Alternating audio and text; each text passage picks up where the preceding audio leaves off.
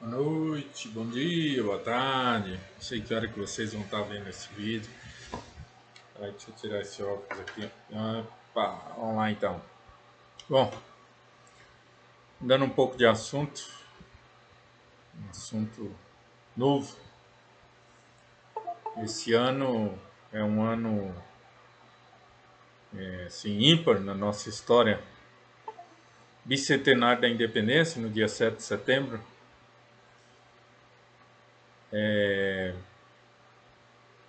Eleições presidenciais, aquelas eleições que a gente fala, as eleições cheias. Presidente, Senado e câmaras de deputados federais, estaduais, governadores. Então é a dita eleição cheia. Eu vou falar assim de forma bem geral, de linhas bem gerais, a história da nossa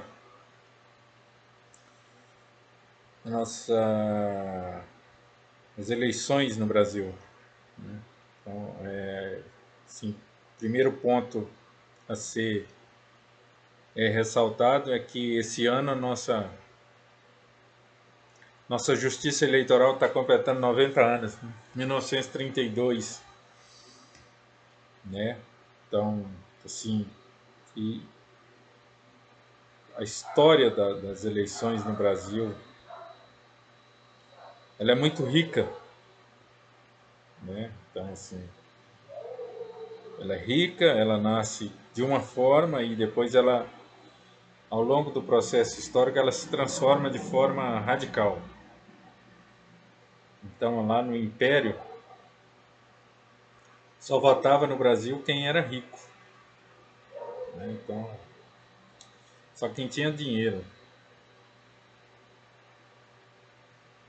né? Então, aí veio a República, depois funda-se a Justiça Eleitoral em 32, e aí tem essas eleições manipuladas, né, dos coronéis, o famoso voto de cabresto, os votos já vinha na cédulazinha, já vinha marcado quem que a pessoa votava, é só ir lá e colocar a urna sob a custódia do coronel, da região tal, tal, tal. Então botava lá. Esse modelo de eleição, de voto secreto, de exercer de fato a escolha democrática, ela só veio em 62, né, a nossa primeira eleição, nesses moldes que nós conhecemos hoje, é de 1962. 2 anos depois vem o golpe militar, entramos no estado de exceção. Os direitos são cerceados. Então, o que eu estou querendo mostrar para vocês é que a nossa democracia ela é frágil. Historicamente falando, ela é frágil. Ora, na nossa história, ela existiu, mas de forma excludente. No começo, só quem tinha dinheiro que votava. Depois, manipulada. Depois, quando a gente esboçou uma tentativa de exercer cidadania, ela é interrompida. Né? Fora o Estado Novo, depois eu vou fazer um outro vídeo para não alongar. Eu só estou mostrando em linhas gerais. Por que a nossa democracia ela é frágil? Por que volta e meia ela corre risco? Igual agora ela está correndo risco. Ela está correndo risco. Por quê? Porque o que está acontecendo no país?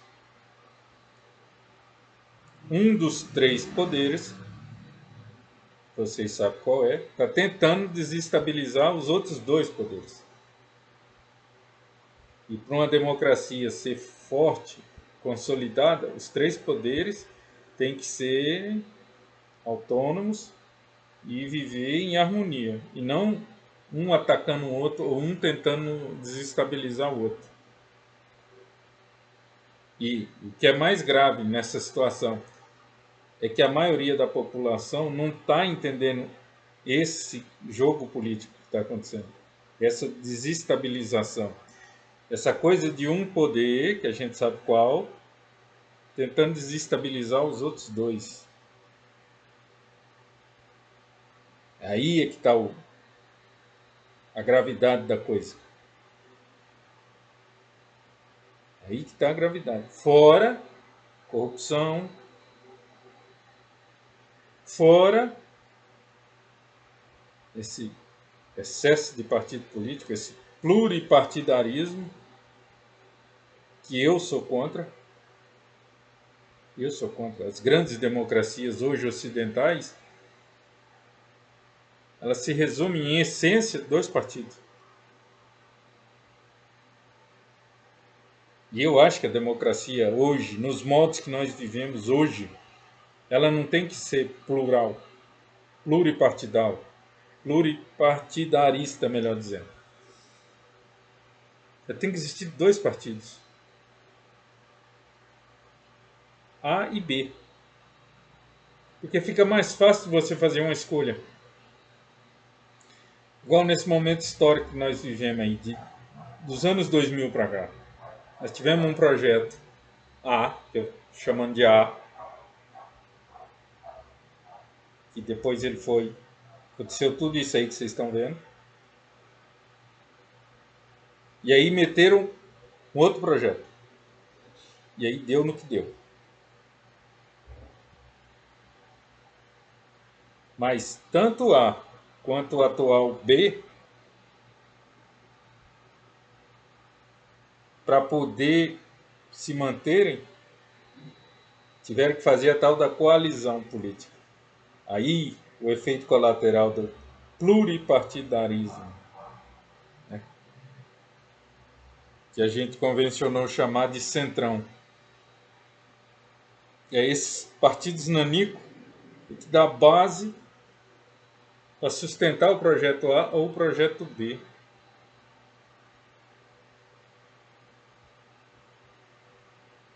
E esse centrão, esses pequenos partidos,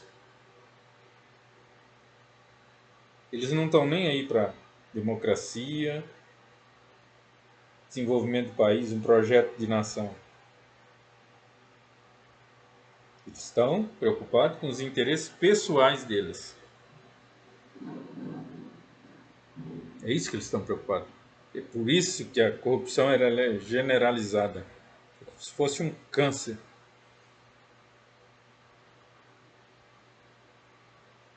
Aí mais essa coisa do Estado gigantesco. Não estou aqui defendendo o Estado mínimo.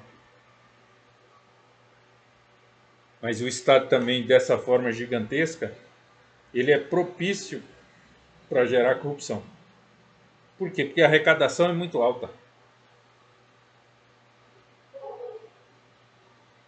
São 6 meses. O brasileiro trabalha 6 meses do ano para pagar imposto. Então, por aí vocês imaginam a quantidade de dinheiro que o Estado arrecada. O Estado brasileiro arrecada. E isso não é devolvido a contento para a população. Não é correto? E isso gera o quê? Essa corrupção. Então, assim, no meu entendimento, fosse dois partidos. E aí também separa essa super eleição que eu estou falando. Um ano você elege presidente, o executivo. 2 anos depois você elege o legislativo. Aí sim, Senado, Câmara e as legislaturas estaduais. Mais prefeitura e tal. Porque daí, se o executivo A que eu escolhi não está contente ou não está conseguindo fazer devido a esse legislativo que é anterior a ele, aí eu posso transformar esse legislativo, colocar com afinidade com esse executivo, ou vice-versa. Isso para mim é democracia. Nesses moldes que nós vivemos. Então vamos supor, nós elegemos o partido A com esse projeto. Aí 2 anos depois eu percebi o seguinte, que o A não conseguiu ainda consolidar o projeto, porque esse Congresso, que é anterior a ele, não está fazendo por onde. Então o que eu tenho que fazer? Eleger o maior número de membros desse Congresso Nacional, Senado e Câmara Federal, afinidade com esse executivo que está lá. Aí eu consigo exercer a democracia. Dando um exemplo. Eu tenho uma legislatura, um Congresso Nacional coeso, que estão fazendo leis, etc, etc, etc, está gerindo bem o dinheiro arrecadado, etc, etc, etc. Aí, pelo jogo democrático, elegeu o partido B. E esse partido B está tentando sabotar essa casa, está tentando desestabilizar essa casa. Aí o que eu faço? Eu mudo esse Congresso, mais radical do que está, para ver se eu enfraqueço o executivo. É isso que é democracia. Na minha visão, é isso a democracia. Por isso você tem que dar esse intervalo de 2 anos para você ver quem é quem. Se o cara que ele prometeu na campanha está a contento, ou se ele está tentando outra coisa que está em desarmonia com esse poder que já estava constituído.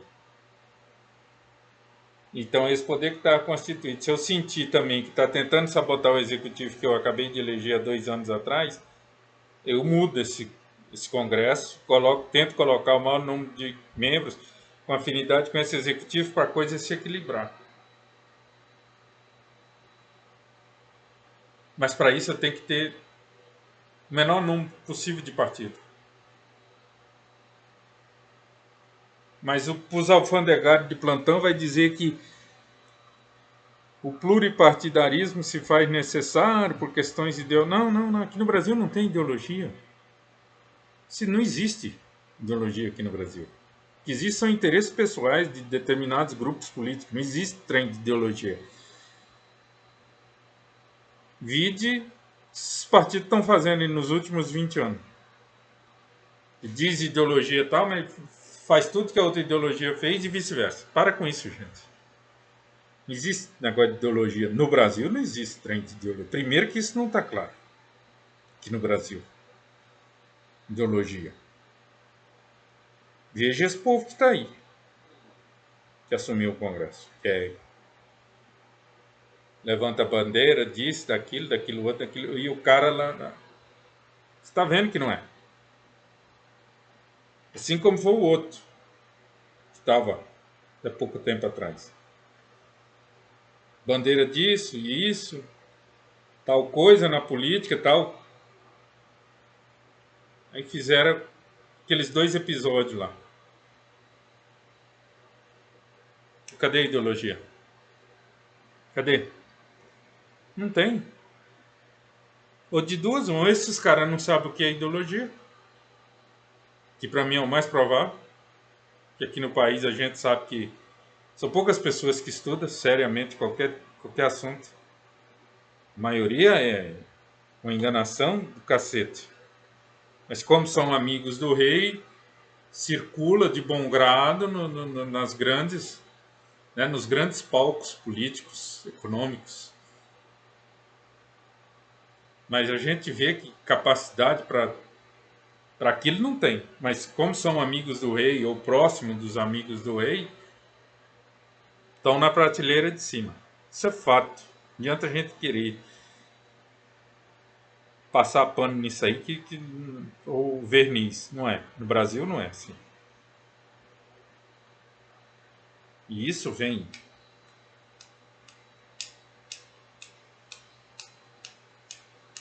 a raiz disso, né? Nós sabemos a raiz disso. Já vem lá de Portugal. Tá, mas vamos lá, voltando especificamente o que eu quero. E aí então nós tivemos esse 62, agora aí é interrompido. Aí abre-se o regime de exceção, coisa que era para durar 2 anos, durou 21 anos, não é isso? Durou 21 anos, aí abertura, papapá, papapá, papapá, papapá. Aí vem as eleições de 89. A Constituição foi promulgada em 88, abriu a eleição em 89. Tudo quanto é partido lançou candidatura. Você tinha as opções do extrema-direita, ainda remanescente do regime de exceção, até extrema-esquerda. O que saiu? Aquilo que vocês perceberam. Né? Quem tem mais de 30 anos viu o que deu. Mas isso é da democracia. Né? Hoje eu me coloco na posição de democrata. E aquele resultado de 89, como um democrata convicto, faz parte. O povo quis aquilo. O cara caiu. 2 anos depois o cara caiu. Mas beleza. É da democracia. É esses instrumentos, impeachment, papapá, papapá, é que tem que ser aperfeiçoado. Não tem que acabar. Tem que ser aperfeiçoado. Isso é outra coisa que eu defendo. As instituições democráticas, elas têm que serem aperfeiçoadas. Afinal de contas, quer queira, quer não, nós vivemos num Estado democrático de direito, ou seja, tem um Estado que ele é democrático e ele é regido pela lei, ele é limitado pela lei. Então eu não tenho que fechar isso, fechar aquilo. Isso é loucura, gente, fechar isso, fechar aquilo. Isso é loucura. O que a gente tem que fazer é aprimorar essas instituições para elas ficarem mais fortes e a nossa democracia ficar mais forte, mais consolidada, mais alicerçada. E não viver nesse enfraquecimento, nesse risco. A sensação que tem parece que a gente está andando no fio da navalha. Nossa democracia é como uma taça de cristal, ela é frágil, correndo risco o tempo inteiro. Isso não pode acontecer. Isso não pode acontecer. Mas tudo bem. Isso que está aí, eleito democraticamente, a gente sabe que é fruto de fake news, que é uma marca do nosso tempo, e fruto de um projeto que deu no que deu. Então, o resultado desse projeto inicial lá atrás, 2003 para cá, ele deu no que deu. Então isso fez com que o povo se sentisse, entre aspas, traído e elegeu isso aí que está aí. Então, esse que é o problema dele. Da gente se manter afastado da política, não acompanhar a política de perto. Dá nisso aí. Ah, então o fulano me mostrou que ele é isso. Então vou votar naquilo. Não, mas peraí. Mas só tem o fulano que me mostrou isso e o outro? Não, nós tínhamos um terceiro. Mas aí é aquele negócio, o cara não sabe separar personalidade da pessoa, é explosivo, é isso, é aquilo, tá, mas isso é dele. Não me interessa a vida dele. Me interessa o que ele está propondo se fazer. E a gente vê que ele tem capacidade para isso. Se vai dar certo ou não, gente, isso aí é do processo democrático. Isso é outra coisa. Agora, o que não pode é eu, por birrinha de um projeto que se revelou tal coisa, meter um trem que está fora. Um negócio surreal, igual aconteceu. E aí agora está aí, nisso aí que você está vendo. O país rachado, o cara sem capacidade nenhuma.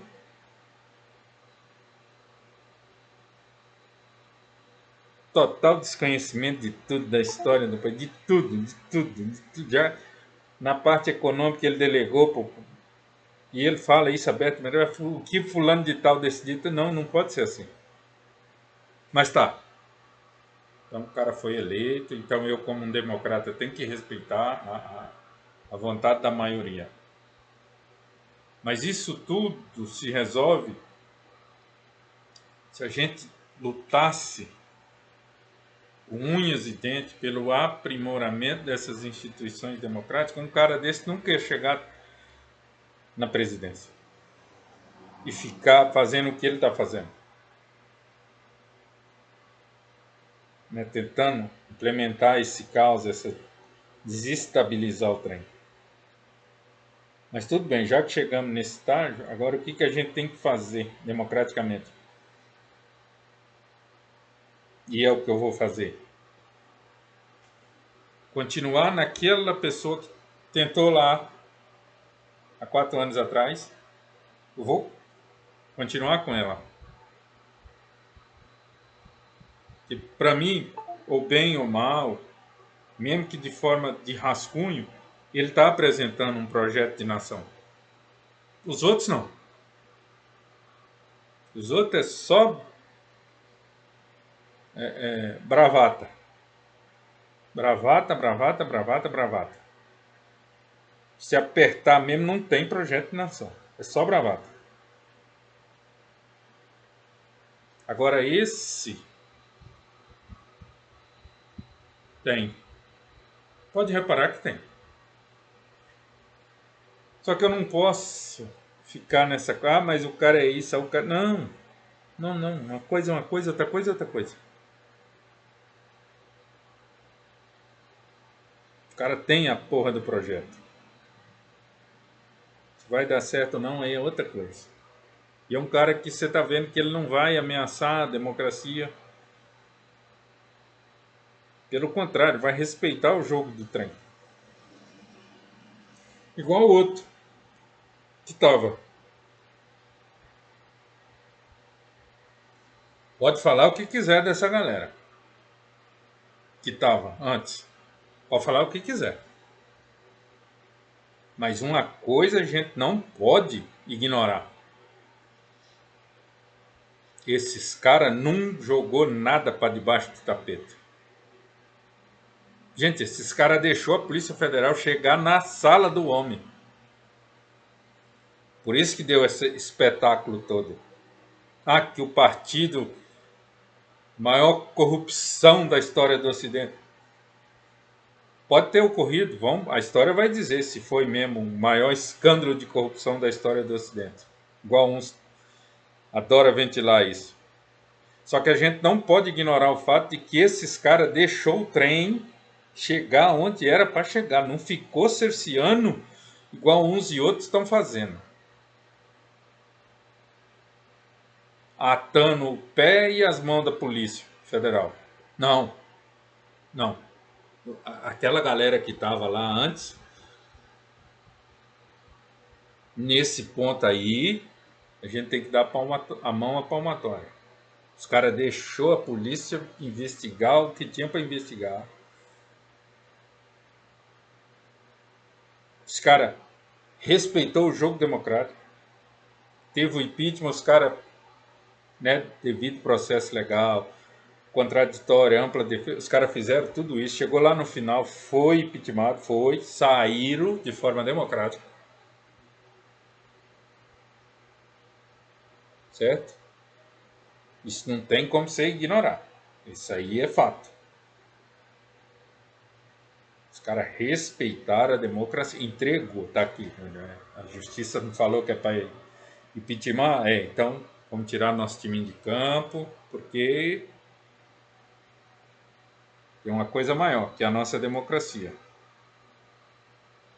Então, foi julgado, o legislativo entrou em ação, o Senado fez o papel dele, a justiça fez o papel dela, perdemos, papapá, os caras entregou, pronto, entregou.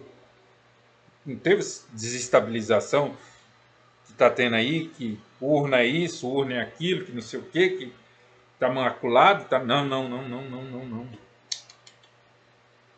Democracia corre risco, com esse tipo de fala.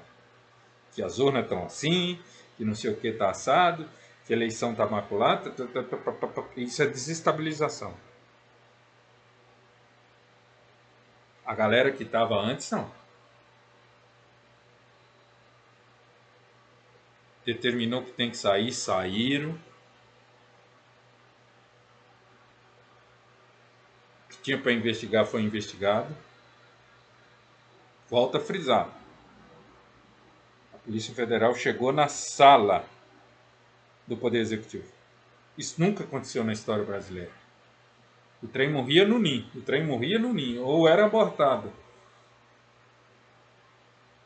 Com essa galera que estava lá, o trem chegou na sala do homem.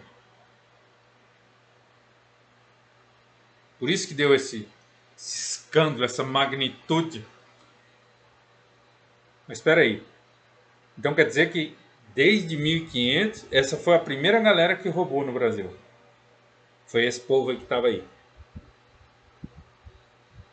A Fundação de Salvador não teve corrupção, 1549.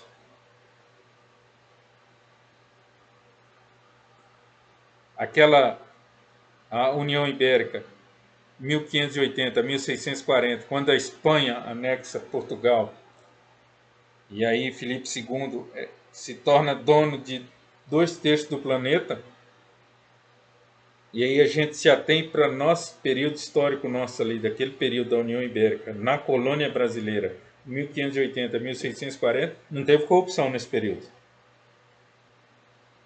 Assim como não teve corrupção no período das reformas de Pombal, não teve corrupção família real para chegar aqui, não teve corrupção na transição Dom João VI, Dom Pedro I, não teve corrupção ali. O golpe da maioridade não foi corrupção. O Dom Pedro assumiu com 15 anos por pura legitimidade, então não teve corrupção também nesse período. O início da República também não teve corrupção.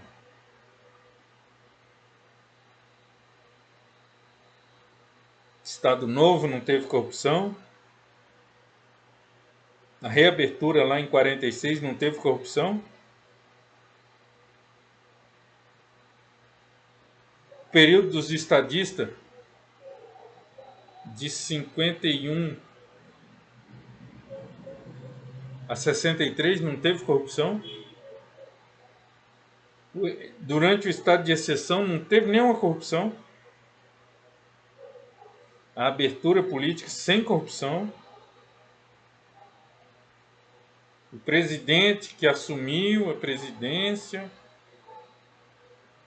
por causa do falecimento do presidente que a gente queria, que é fruto desse regime de exceção, ou seja, também não foi corrupto. O que assumiu as eleições democráticas de 89 também não teve corrupção. O intelectual também não teve corrupção. Quer dizer, Costa Rosa, Ilhas Caimã não teve corrupção. Só 2003 começou a corrupção no Brasil. É isso. Vocês acreditam mesmo nesse conto da carochinha, que a corrupção no Brasil começou em 2003. É isso. Tá, calma, gente. Calma, vamos com calma. Vamos com calma. Desigual ao outro, muita calma nessa hora. Essa galera que assumiu 2003 pode ter feito muita coisa errada. Mas, de novo, ignorar o fato de que os caras, pela primeira vez na história brasileira, não jogou nada para debaixo do tapete. Pelo contrário, os caras respeitaram a democracia, saíram, e eles tinham como dar o contragolpe. Se eles quisessem ter dado, né, o contragolpe, tinha dado. Só que vamos tirar o time de campo. O Senado quis isso, a Justiça julgou que o Senado tinha razão, então vamos tirar o nosso time de campo. É isso que é os três poderes harmônico, coeso, que Montesquieu falava. É isso. Então você pode condenar esses caras por muita coisa. De não ter uma ideologia, de não ser um partido nos moldes clássicos dos modelos europeus que trasladado de forma distorcida aqui para o Brasil, isso tudo você pode questionar. Menos o fato de que esses caras não seguiu democracia. Isso aí você vai me desculpar, mas não tem como você negar isso. Os caras seguiu o jogo democrático. E eles podiam ter dado contra-golpe. Estava com o poder na mão. O executivo estava na mão deles. E ao contrário, eles tirou o time de campo. Só que a população não levou isso em conta. Ficou naquela do que a mídia mostrava. O que a mídia mostrava? A maior história de corrupção do Ocidente. Não, mas calma, gente, calma. Não quer dizer que Roma não teve corrupção, Grécia não teve corrupção. A Europa, na Idade Média, não teve corrupção. A corrupção no mundo ocidental começou em 2003. É isso mesmo? Ah, calma, gente, para. Para. Nós sabemos que não é isso.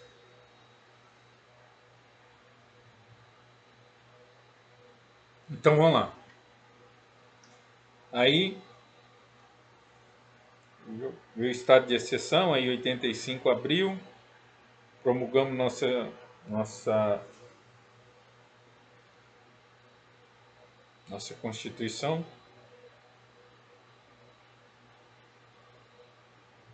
Eleições. Mas uma questão aí que para mim é pedra de toque ainda não foi resolvida no Brasil. E já está passando a hora de resolver. Trazer as pessoas para a política. Não a política partidária, mas a política. A polis que Aristóteles tanto falava. Isso no Brasil até hoje é dissociado.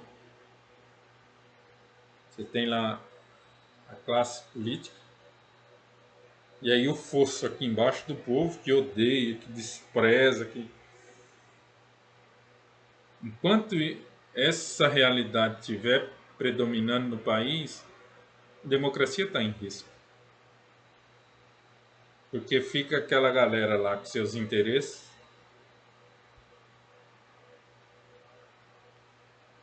e fica o povo aqui odiando lá e querendo que o Estado dê as coisas. O Estado tem que me dar as coisas, o Estado tem que me dar as coisas. Não. O Estado não tem que dar nada. O Estado ele é gestor da infraestrutura do país. Saneamento básico, habitação, papapá, educação, papapá, tudo aquilo que eu preciso, mas não é só eu que preciso, o coletivo precisa, aí o Estado entra. E aí, nesse papel, ele não precisa ser desse tamanho que ele é. Ele pode ser diminuído. Por que eu mudei essa visão de diminuir o papel do Estado? Mas não nesses moldes neoliberal. Diminuído no sentido de diminuir a corrupção. E para isso você tem que aprimorar as instituições democráticas. E o Estado, a única responsabilidade do Estado é gerir a infraestrutura.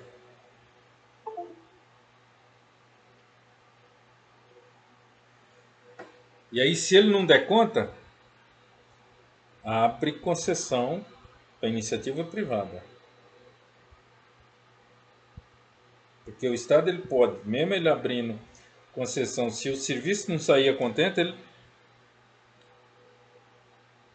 tira a concessão. O que não pode é um Estado gigantesco, igual nós temos, e que asfixia a iniciativa privada. Aí está errado. E como é que desenvolve? Se a iniciativa privada está asfixiada. Aí não gera emprego, fica isso aí que a gente está vendo. E aí, sem emprego, aí a violência generaliza. Porque o cara, como que ele vai sobreviver sem emprego?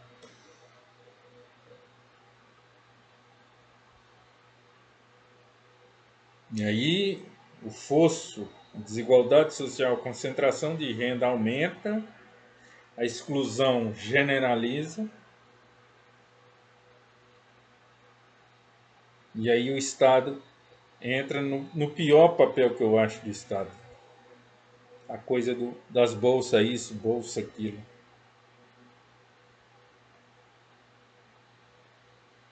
Você tem que gerenciar, você tem que dar uma dignidade para essa pessoa humana. Para ela poder e buscar o que é dela de direito. Então, gerenciar é o quê? Infraestrutura, habitação, educação. Não precisa ser a educação, mas uma educação que proporciona para a pessoa que escolheu ir pelo caminho da educação ter condições de lá na frente desenvolver profissionalmente. É isso. Uma saúde decente. Não essa fraude que está aí. É uma saúde decente. Não precisa ser a saúde. Mas também não, a pessoa não pode morrer na calçada.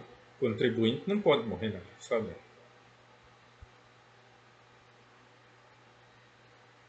Então, gerenciar isso aí, meio termo. O cara não pode morrer na calçada, mas também não precisa ter modelo mundial, não.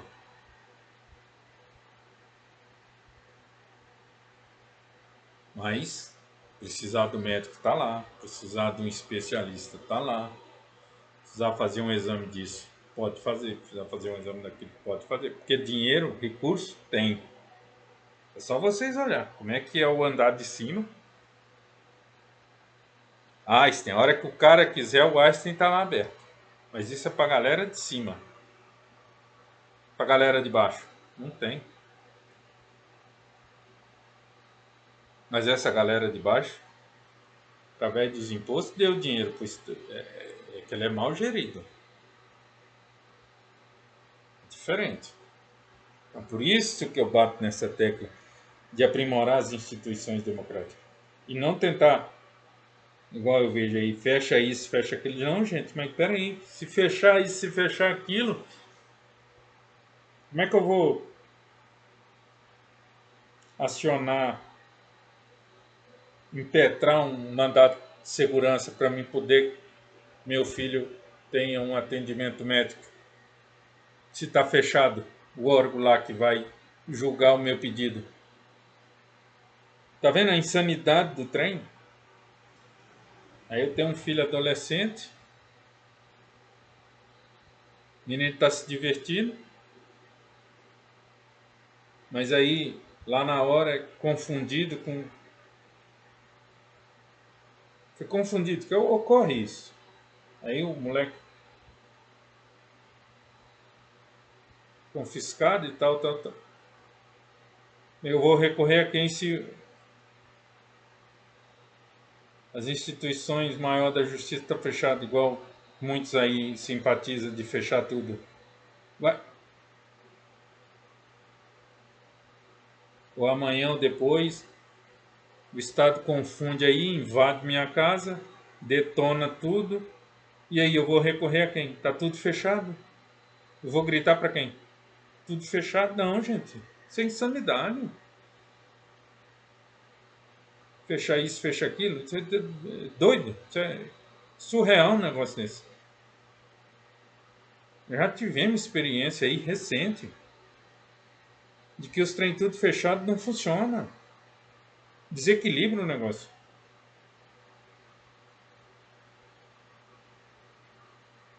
Mas volta e meia, essa ameaça se faz presente. Essa ameaça se faz presente. Igual coisa de 2 anos atrás aí. Intervenção disso, intervenção daquele. Gente.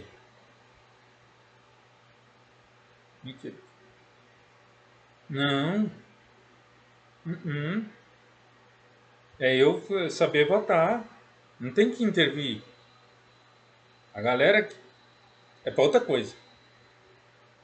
É para outra coisa. É para defender a nação de invasão externa. É para outra coisa. Não é para mexer com política. Por isso que já tem os políticos. Ah, mas nossos políticos assim, assim, assim, assim. Mas quem que elegeu? Quem que elegeu essas figuras que tá aí? Ex-jogador de futebol, ex-artista circense, ex-cantor disso, ex-cantor daquilo. Quem foi que elegeu, gente? Entendeu onde é que eu quero chegar? Entendeu onde é que eu quero chegar? Como é que as coisas é séria, esse negócio de eleição é sério? Não posso ir lá dar um voto para um ex-artista do circo tal ou para um ex-jogador. Não, não, não, não.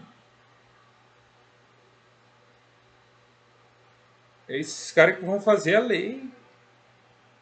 Então não pode ser um ex-artista de circense ou um ex-jogador. Nada contra os ex-jogadores. Nada contra. Acho que tem muito cara ex-jogador aí que se sentar um pouquinho para dar uma organizada nisso ou naquilo, vai dar um bom legislador. Mas eu estou falando dessas figuras que entraram aí. Você está de brincadeira. Isso não tem cabimento uma coisa dessa. Aí, para piorar, há 8 anos atrás, candidato tal não aceita o resultado das eleições, aí racha o país. E fica por isso mesmo. Não responde. Se tivesse uma democracia com as instituições aprimoradas, esse cara ia ter que responder. Ia ter que responder. Nem que lá no final ele ia ser absolvido. Mas ele ia ter que responder. Não, mas por que você fez isso? Por que você rachou o país no meio? Aí chega o outro agora, há 4 anos atrás, aprofunda essa rachadura, essa fissura, o trem fica mais rachado ainda. E nós acompanhamos isso aí que deu no que deu. Esse ódio, essa enxurrada de fake news. Mas por quê? Porque as instituições nossas não estão sendo aprimoradas a contento.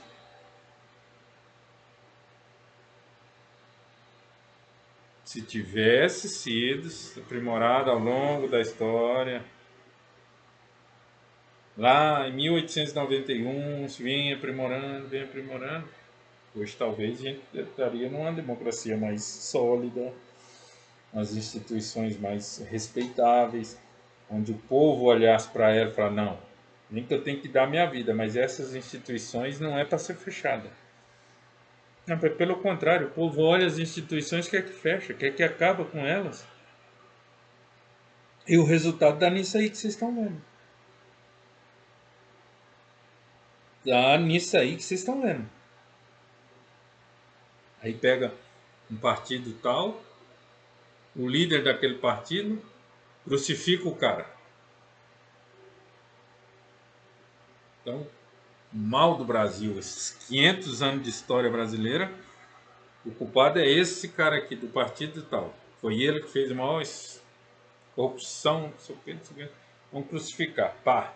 Aí vem e mete essa zebra que vocês estão vendo aí. Resolveu o problema? Não, não resolveu. Piorou. Piorou. Inflação lá em cima. E não vem com esse papinho de que está o mundo inteiro. Não vem com esse papinho. Não vem com esse papinho. A política que os caras escolheram deu errado. O que eu não aguento é esses papinhos. Que o mundo todo está assim. O mundo. Não. Só vocês pegarem na época da pandemia, quanto que era o auxílio lá nos Estados Unidos? De quanto que era? E quanto que foi o nosso? É simples assim. E o nosso só saiu porque o presidente da Câmara, da época, na função dele, tem que ser isso, o valor tem que ser, não pode ser outro. Assim como esse mesmo presidente da Câmara barrou o que os caras estavam querendo fazer por debaixo dos panos, que era mudar o nosso plano de previdência nos moldes chileno, neoliberal, nefasto. Qual que eram os moldes que os caras queriam aplicar aqui por debaixo dos panos? Você começa a contribuir, que a gente fala de capitalização. Você começa a contribuir, amanhã ou depois você perde o emprego. Aí passa um ano, você não consegue voltar para o mercado de trabalho. Passa 2 anos, zera. Contribuição sua, zera. Começa tudo de novo. Por quê? Você perdeu a capitalização. 2 anos é o prazo máximo que eles tinham colocado.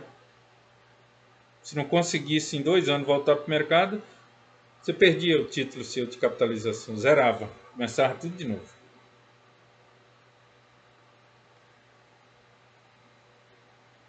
O presidente do Senado, da Câmara na época, barrou isso aí. Pouco a gente toca nesse assunto. Fica crucificando o partido que estava anterior e o líder desse partido anterior. Gente, isso já foi. Esse cara é raro, tudo, etc, não sei o que, não sei o que, não sei o que. Isso aí a história vai dizer. Isso aí a história vai dizer. Agora, uma coisa eu não posso ignorar dessa galera que estava aí. Os caras deixou a Polícia Federal chegar na sala do presidente. Isso nunca aconteceu na história brasileira. Foi a primeira vez. É aquilo que eu falei, os trem iam para debaixo do tapete. Ou abortava lá no ninho. Com essa galera, não. O trem chegou na sala do presidente. Aí o espetáculo, a banalização do trem, tem um setor da sociedade que tem culpa nisso. Mostrou o trem distorcido. Isso é fato também. Por isso que nós estamos nisso aqui. Porque daí o povo que não acompanha nada, que não lê porra nenhuma, escutando música ruim o dia inteiro, alienado. Mas isso não é culpa dessa galera. Isso é fruto de 300 anos de escravidão, 300 anos de exclusão, etc, etc. Mas é o povo que nós temos. É o povo que nós temos. Aí junta essa galera com esse povo que assumiu agora o executivo, fechou com chave de ouro. E aí só veio corroborar essa coisa que a gente que tem uma sensibilidade mais aguçada já percebeu. Essa galera que está esses agentes políticos, essa maioria absoluta que está lá, é reflexo do que está aqui embaixo. É o cara que quer se dar bem, só que não quer trabalhar duramente, não quer estudar, não quer fazer porra nenhuma, só quer se dar bem. É o tal do bico para mim me dar bem. É a cadeira para mim pendurar ali o paletó e caçar outra coisa para fazer. Mas o dinheiro está pingando. É isso. Isso é outro fato no Brasil. Isso é outro fato. Acontece também. Mas tá, faz parte. Isso aí, historicamente, tem como consertar.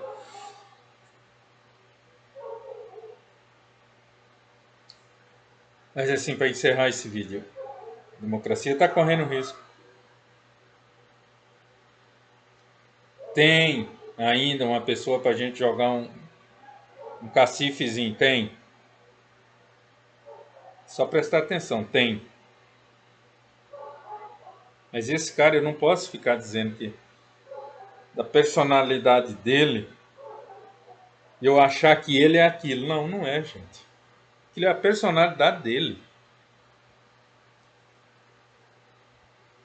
Escuta o que ele tem para dizer. Escuta, analisa o projeto que ele está propondo para fazer. Está batendo nessa tecla, já vai para 8 anos que ele está batendo nessa tecla. Não é que é o Messias, para com essa visão messiânica, que é outra marca na nossa história. Para com isso. Chamando a atenção é que o cara tem um projeto, mesmo que um rascunho, mas tem. Então vamos dar esse voto de confiança para esse cara. E no processo ali dos 4 anos que ele tem pela frente, a gente vai dando a nossa contribuição, vai dando nossos palpites. E tenha consciência para votar nesse Congresso Nacional. Vamos renovar essa porra. 80%, 90%. Tem nego que está lá, o que eu tenho de vida, tem nego que está lá dentro. Isso não existe. Isso não existe. Mas o cara está lá. Vai fazer o quê? Então, quer dizer, esse Congresso Nacional nada mais é do que a extensão, historicamente, das capitanias hereditárias. O trem vai passando de pai para filho. Tem que quebrar isso aí, gente. Como é que quebra isso? Com voto. Voto consciente. Ah, mas eu não gosto de política. Então você vai ficar nisso aí que você está vivendo. Desemprego, essa violência que ninguém mais suporta mais. Esses filhos seus sem educação, sem isso, sem aquilo outro, aquilo outro, aquilo outro. Essa concentração de renda exacerbada. É isso que vocês querem? Mais 4 anos nisso aí? Então fica aí a reflexão. Valeu, um abraço.